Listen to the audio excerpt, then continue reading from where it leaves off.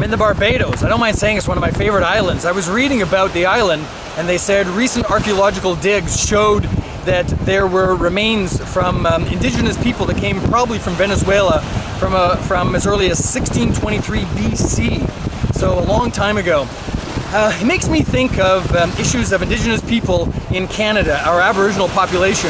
And there's some times where the government or different organizations will come up with special programs, and people say to me, Stephen, that's reverse discrimination. How is it that you can have a program for people based on race? Well, normally what we're trying to do is eliminate discrimination, but there's some times where there's so great discrimination or systemic discrimination that is so big that the government actually says, look, if you come up with a special program to try to deal with the historic wrongs or the present wrongs because of discrimination, then that's allowed. It's in the Federal Human Rights Act, it's in the Provincial Human Rights Act, and it's actually in our Constitution.